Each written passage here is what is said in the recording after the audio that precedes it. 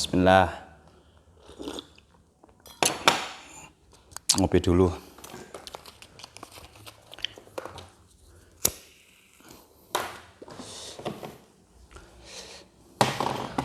Assalamualaikum warahmatullahi wabarakatuh. Sehat Bapak Ibu nggih? Ini baru nyampe dari Surabaya. Saya tadi perjalanan itu mikir apa kira-kira yang bisa dicicil untuk persiapan umroh akbar kita. Akhirnya saya punya sedikit rangkuman, yaitu terkait dengan tour leader. Sorry sambil merokok biar nggak resmi.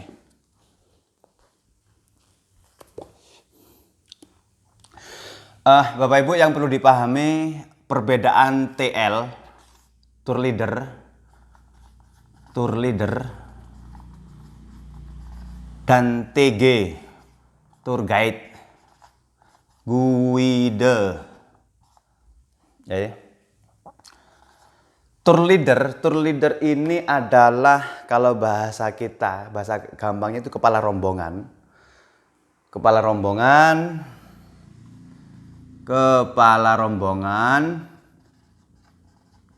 dan yang bersangkutan itu menjadi bagian atau perwakilan dari travel atau perusahaan, bertanggung jawab penuh mulai selama kegiatan itu, namanya tour leader. Dan sedangkan tour guide ini adalah biasanya identik dengan orang lokal. Kalau di Saudi itu mutawif lah. Tour guide ini lebih banyak adalah orang yang bertugas untuk istilahnya menjelaskan, bercerita tentang tempat-tempat bersejarah di tempat itu. Kalau sedangkan kalau tour leader tidak. Jadi Bapak Ibu nggak usah bingung harus baca Masjid Kuba itu gimana, Haromen itu seperti apa, Jabal Uhud itu riwayat, nggak usah, karena Bapak Ibu bukan tour guide. Tugas Bapak Ibu itu sebagai tour leader. Jadi tidak perlu harus memahami tentang, sekedar tahu boleh lah sekedar membaca, tapi nggak bertanggung jawab untuk menjalankan ini. Sehingga karena kita tidak bahas tour guide, kita fokus saja ke tour leader ya. Ada 4 hal Bapak Ibu yang harus dipahami ya oleh tour leader itu. Yang pertama, tour leader itu harus mengerti dan memahami. Bentar tak cek videonya nih hidup enggak. Soalnya tadi ngomong panjang ternyata enggak hidup. Oh hidup. Sorry. Nah, giniin lah. Sip. Terus. Mengerti dan memahami. Mengerti dan memahami apa? Satu, ini ya. Yaitu itinerary. Ini bahasa kerennya lah, tapi bahasa gampangnya itu jadwal kegiatan atau paket umroh. Paketnya itu apa? Ini bahasa simpelnya. Bapak Ibu harus mengerti, baca. Oh, maksudnya jam sekian kegiatan ini, itu ngerti dan memahami. Oh, maksudnya begini ya. Contoh misalnya, kalau umroh itu kan tidak luput dari ini. Kalau kita bikin isian bus ya, jadwal bus. Kalau ketika waktu mengajukan visa itu, pertama, misal kita landing di Jeddah atau misalnya di Jeddah. Bikinnya di Jeddah, Madinah. Kemudian hari kedua city tour Madinah. Ini kalau bis. Ketiga Madinah, Mekah. Keempat Mekah, Jeddah. City tour Mekah. City tour Mekah. Kemudian yang terakhir Mekah, Jeddah. Ini check out ya. Kalau Jeddah Madinah itu istilah dengan check in hotel. Kemudian di city tour ini check out. Check out atau umroh pertama.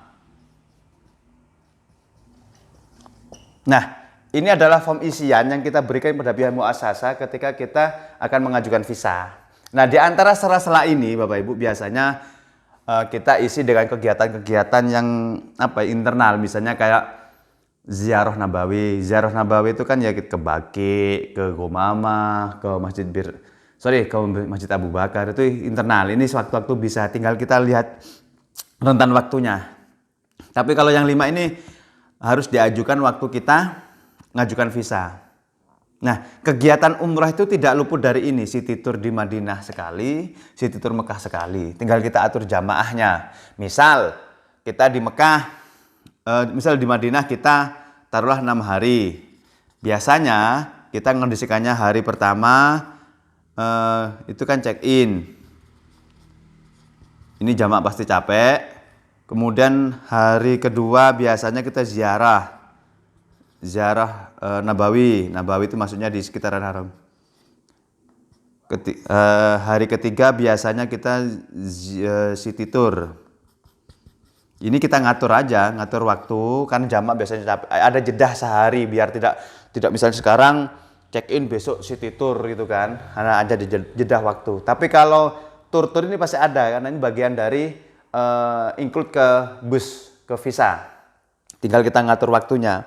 Kalau sekiranya memungkinkan hari ketiga, ya hari ketiga. Kenapa hari ketiga? Kan nggak mungkin kita masuk hotel besoknya langsung city tour Madinah. Padahal kita belum ke Raudhah, belum ke Baqi itu. Jadi hari kedua biasanya kita fokus ke Baqi, ke Raudhah dan sekitaran Masjidil Haram, di sekitaran haram itu, masjid itu. Baru hari ketiga jamaah kita ajak ke Jabal Uhud, ke kebun kurma dan seterusnya. Ini intinya seperti itu. Itu tinggal kita aja yang ngatur. Fleksibel ya kalau ini ya. Nah, tapi Bapak Ibu harus membaca di sini karena kita ngatur secara keseluruhan. Harus memahami tenari, harus dibaca betul. Jangan sampai nanti ketika jamaah tanya, "Bu, kapan kita ini?" "Bentar ya, saya tanyain dulu ya." Lucu lah, karena tugas Bapak Ibu sebagai tour leader pada waktu itu. Ada lagi nih sering terjadi. Di itinerary itu nanti ada detail flag-nya ya, pesawatnya apa, kodenya apa, PNR-nya apa, itu ada misalnya JT001, SV88 itu kan kode lambung pesawat. Ada juga istilah jam ini sering terjadi nih, sering salah. Kadang tour leader salah. Jamnya istilah gini, AM, ini kan bahasa Inggris, dan PM. Apa singkatannya AM enggak. Tapi cara mudahnya begini Bapak Ibu. Kalau kami ya, spidolnya mati barang. Ntar tak ambil spidol lagi. Waduh, nangdi. Bentar. Nangdi karo rarek rek.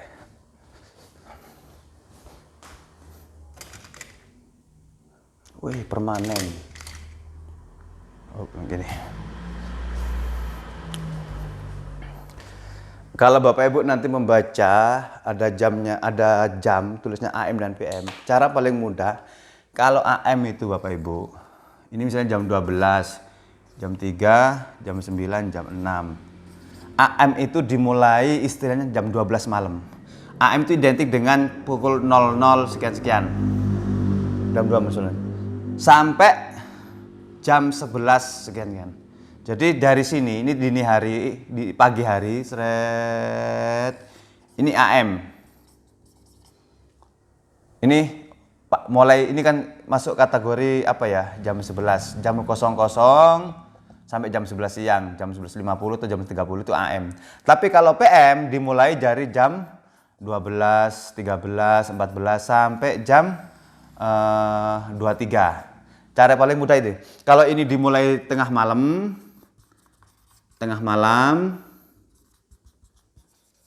Kalau ini mulai siang hari. Tunggu, kalau PM ini. Ini istilah di jam. Karena kadang kalau tour leader nggak paham itu, dia salah. Kita check out dari pesawat kita misalnya pukul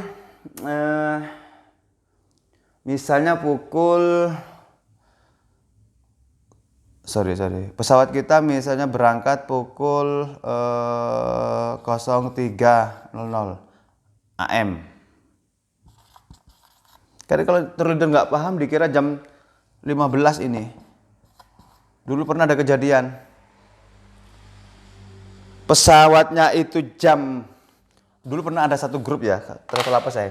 Pesawatnya itu jam 09 AM, dikiranya itu jam 21 malam.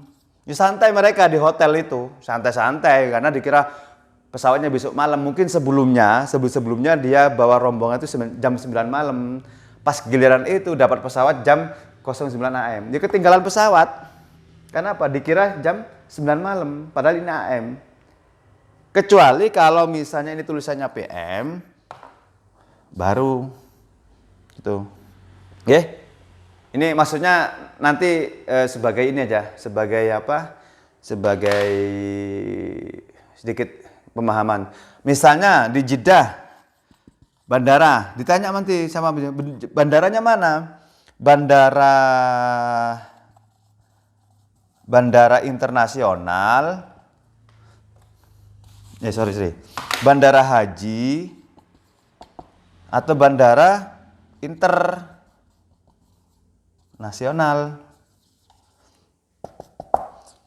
Nah ini Bapak Ibu harus tahu juga, jangan sampai salah bandara kayak T1, T2 itu. Cara yang paling mudah untuk membedakannya adalah biasanya kalau pesawat charter itu biasanya haji. Ini kan pesawatnya Lion ya, kayak Lion, Batik, kemudian apalagi yang charter itu, Garuda biasanya. Itu biasanya di terminal haji. Air Asia, terminal haji. Tapi kalau yang internasional itu biasanya kayak Emirat, kemudian Etihad, itu kan pesawat reguler, biasanya di terminal internasional. Nah ini Bapak Ibu harus tahu ya, harus tahu. Jangan sampai nanti salah terminal dan salah jam. Nanti perlu dibaca itinerary-nya itu. Kita bantu pakai menggunakan istilah WIB aja lah, biar tidak bingung. Yang kedua yang perlu dipahami oleh tour leader itu adalah ini ya, hati-hati.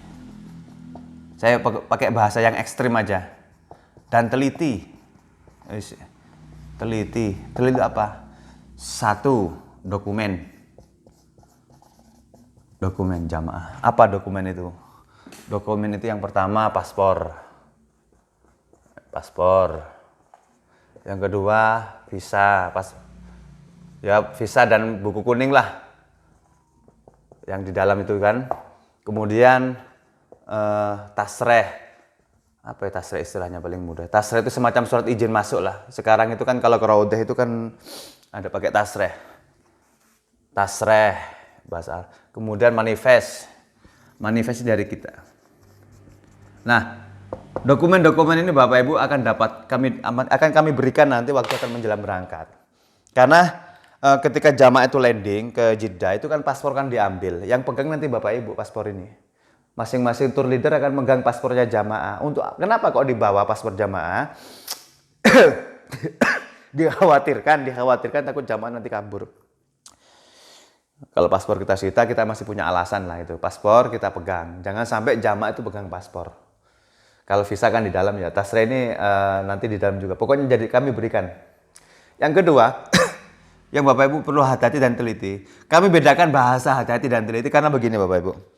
Ada orang kelihatannya hati-hati gitu kan. Dipegang betul gak kemana-mana. Tapi gak teliti, gak dicek. Kadang paspornya namanya Ahmad, visanya namanya Zubaidah gitu kan. Kadang fotonya ini itu beda antara tasreh sama paspor beda. Visa sama buku kuning beda. Kadang sering terjadi. Makanya itu perlu sekali ngecek sama apa enggak. Jadi harus teliti dan hati-hati. Kemudian yang selanjutnya Bapak Ibu, yang perlu dipahami oleh tour leader itu adalah Ini lebih pada performan ya. Bapak Ibu dan harus berani dan pandai membaca situasi. Oh, saya tak hapus sih. Apa ini maksudnya? Berani di sini itu adalah satu, berani mengambil keputusan. Berani mengambil keputusan. Karena di sini Bapak Ibu sebagai kepala rombongan, sebagai pemimpin, Bapak Ibu harus tegas.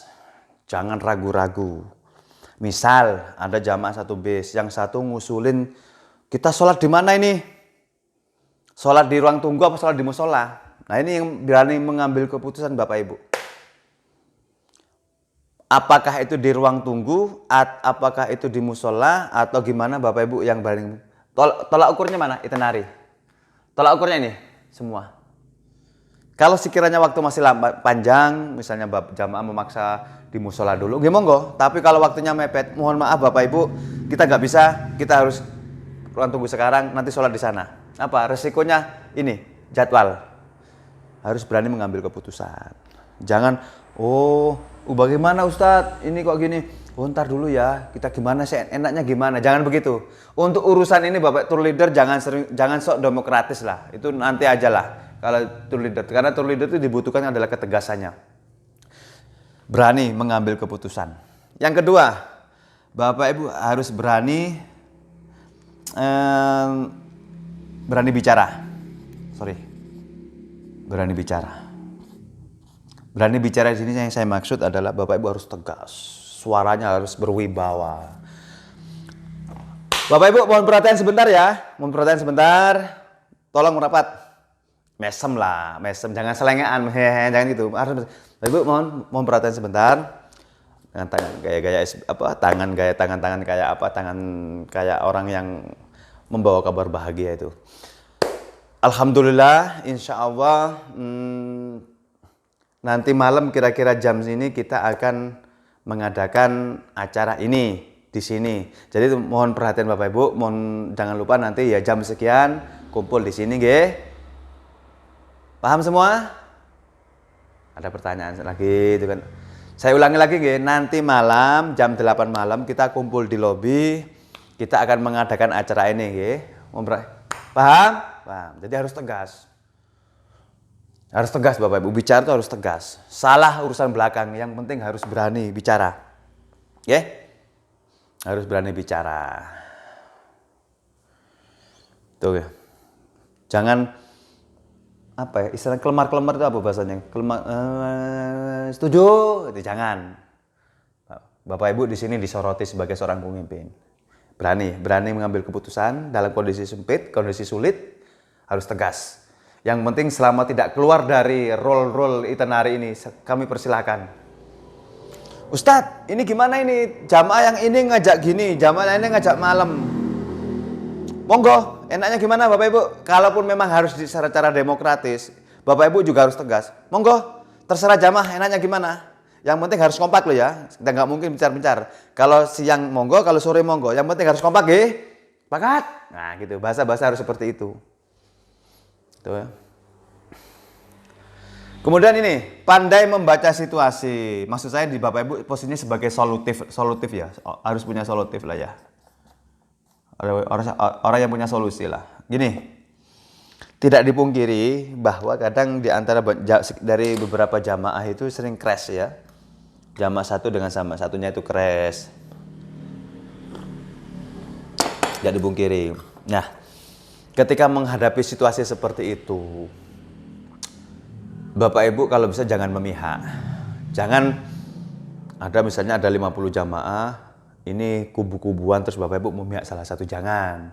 Karena di sini Bapak Ibu posisi sebagai orang yang bertanggung jawab, Bapak Ibu sebagai pemimpin mereka. Kalau bisa harus menengah-nengahi, setidaknya kalau tidak bisa nengah-nengahi, Bapak Ibu bisa masuk ke sana ke sini. Masuk ke sana, nggih, sabar Bu, sabar, kita lagi ibadah. Bu, sabar. Harus seperti itu. Dan kalau bisa, Bapak Ibu jangan menjadi bagian dari konflik itu. Ngapunten, misalnya Bapak Ibu punya jamaah 10 atau 20. Ada rombongan lain ikut. keras. Terus Bapak Ibu hanya jamaknya, jangan nggih. Jadi pada waktu itu Bapak Ibu adalah pemimpin dari satu rombongan. Kemudian ini penting juga ini. Menyapa dan bertanya. Ini penting Bapak Ibu ya. Ingat, oke lah Bapak Ibu punya jamaah banyak. Puluhan lah sampai ratusan. Tapi ingat Bapak Ibu untuk mendapatkan jamaah banyak itu ada satu proses yang saya kira pasti dilalui. Misalnya ketika Bapak Ibu ngajak orang untuk umroh. Janji-janji manis Bapak Ibu sampaikan. Oh nanti begini, dan seterusnya. Jamaah itu, bayangan mereka ketika mereka diajak umroh dari orang yang tidak ada niatan terus jadi umroh. Bayangan mereka itu perlakuannya sama dengan waktu Bapak Ibu ngajak. Jujur aja. Tapi kadang kita ini kan tidak. Ya yang penting mereka sudah bayar DP, mereka sudah daftar, yang penting kegiatan berjalan. Ya kalau dalam konteks misalnya karena kita sama-sama capek dan sebagainya sibuk mungkin oke lah kita maklum. Tapi kalau bisa tetap harus disempatkan sekedar menyapa. Menyapa itu penting. Menyapa ini Bapak Ibu. Apalagi kalau usahakan kalau satu jenis kelamin misalnya laki sama laki-laki. Usahakan waktu tiap hari itu atau gimana ya Bapak Ibu tuh usahakan kalau menyapa tuh pegang anggota badannya. Entah itu tangannya atau pundaknya. Gimana Pak? Sehat? Sentuhan fisik itu luar biasa ya. Yang perempuan lah gimana Bapak Ibu makin putih aja ibu-ibu makin putih aja tangannya itu maksudnya mutawifah ya tur lidahnya perempuan ya disentuh tangannya gitu kan. Harus disapa ke kamar keliling gitu kan. Dan bertanya, "Ibu sudah makan? Gimana makannya, Bu?" "Oh, sosis terusan." Ya gitulah, Bu. Di sini maklum karena di sini gini-gini. Jelasin aja. Jelasin. Yang penting mereka ditanya. Ketika mereka ditanya, mereka diperhatikan. Gitu kan? Mereka diperhatikan. Jadi sangat berharga sekali, Bapak Ibu. Ini enggak ada teorinya kayak gini nih. Kemudian yang terakhir ini. Nih, tak tulis besar-besar ya. Sabar.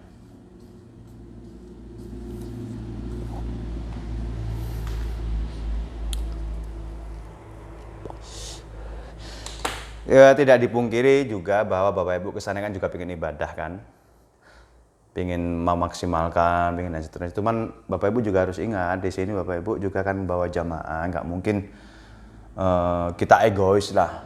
Tiap hari ke haram. Tapi jamaahnya nggak dihiraukan, jangan. Diajak semampunya, perkara jamaahnya nggak mau ya itu kan urusan mereka. Tapi percayalah, saya yakin sih dengan kita totalitas mendampingi jamaah, memfasilitasi mereka, melayani mereka, itu bagian dari nilai ibadah. Mungkin ya jamaah bisa, mungkin jamaah tiap waktu nggak pernah telat jamaah. Kita sampai ada kedodoran karena gara menghalau jamaah, bangunin jamaah itu saya kira pahalanya kurang lebih sama mungkin ya. Ya, jadi harus sabar. Ya, biar namanya juga orang kan. Kadang kan sifat manusia kan tidak sama. Kalau kita ini ego kita ini tidak tetap seperti kebiasaan kita susah. Karena apa? Mereka itu kan membayar kita kan untuk dilayani gitu kan. Jadi harus bersabar betul, nggih. Bersabar betul.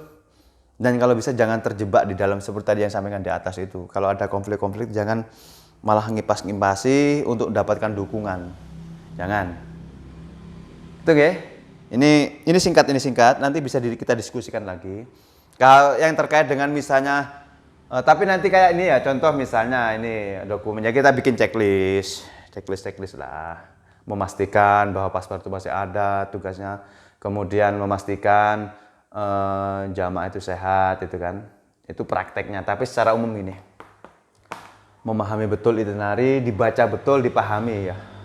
Jadwal itu dibaca dan dipahami betul. Oh maksudnya inilah. Setelah saya baca beberapa jadwal, oh ternyata kurang lebih sama gitu kan. Kemudian ini dokumennya bertanggung jawab ini ya. Harus bertanggung jawab terhadap dokumen jamaah. Sorry, saya ulang. Ini Sarah, ada yang kurang. Hati-hati dan teliti terhadap dokumen dan bagasi. Ini bagasi jamaah ini penting. Biasanya gini ngitung paling mudah itu. Ini kan masing-masing jamaah itu kan punya koper itu kan. Ya kita hitung itu misalnya jamaahnya 50 berarti jamaahnya kopernya tuh 50. Tinggal dilihat, oh koper warna ini misalnya dari travel ada beberapa warna, ada hijau, ada hitam. Oh, grup saya koper hitam, koper besarnya yang hitam misalnya 30, yang hijau 20. Tambah koper tambahan karena ada jamaah ini kelebihan bagasi, koper tambahannya 2. Ditulis yang tambah-tambahan itu penting Bapak Ibu, ditulis tambahannya warna ini atas nama ini. Oh, tas tenteng ada tambahan sekian. Jadi harus ada catatan kita, sekedar kertas itu. Nanti kertas itu kita diskusikan dengan tim handling kita yang di Jeddah dan di Indonesia. Bagasi ini ya, jangan sampai hilang karena sesempurna apapun pelayanan kita Bapak Ibu. Tapi ketika pulang dan bagasi hilang jamaah pasti komplain. Kemudian ini lagi keselamatan jamaah ya, keselamatan. Atau kesehatan lah. Kadang kondisi fisik jamaah kan nggak sama tuh kan, harus betul-betul dipastikan. Kalau keselamatan ini menyangkut biasanya ada tempat-tempat yang sekiranya bahaya kan, ada kejadian di mana di Jeddah itu kan di Kornis ada jamaah meninggal itu karena jamaah tidak hati-hati, mobilnya kan kenceng-kenceng. Kalau kesehatan ini ya dicek betul, kalau sakit ya harus kita cari dokter. Nanti kalau misalnya Bapak Ibu kesulitan kan ada mutawif yang bantu. Mutawif itu tim kita, mutawif jadi tim kita. Jadi kesehatan jamaah itu perlu kita perhatikan. Misalnya Bapak Ibu kesulitan cari obat, minta tolong sama mutawif untuk dibeliin obat. Ini. Kemudian kalau ini tadi ini kan lebih sikap ya, berani kan. Berani dan pandai membaca situasi. Kemudian menyapa dan bertanya, ini lebih pada apa ya, sebenarnya nggak wajib sih, cuman kalau misalnya Bapak Ibu setelah rangkaian kegiatan ini berjalan terus sempatkan ini biasanya lebih pada performan aja ya. Biasanya nyantolnya jamaah itu, fanatiknya jamaah itu dari sini Bapak Ibu, karena sering kita jumpai ya, oh saya mas mau ikut umroh asalkan yang bimbing sampean, asalkan yang jadi kepala rombongnya sampean, enak. Itu berarti lebih kecocokan karena apa? Mungkin selama umroh diperhatikan betul. Padahal yang ini mungkin banyak ini ya, yang lain-lain mungkin banyak kedodoran lah. Tapi ketika ini dimainkan, biasanya lebih ini. Ini untuk nutupi yang di atas. Sebaliknya juga kadang ini bagus, teliti, betul, tahu, tegas dan sebagainya. Tapi dia kurang mengorangkan orang ya, agak arogan. Jamaah kan nggak cocok. Saya sebenarnya enak ini. Bahwa fasilitasnya oke gini, cuman nggak suka sama tour leadernya itu sombong orangnya, nggak nyapa sama kita. Ini kan juga akhirnya rusak semua ini, ya. Ini rusak sama kita ini.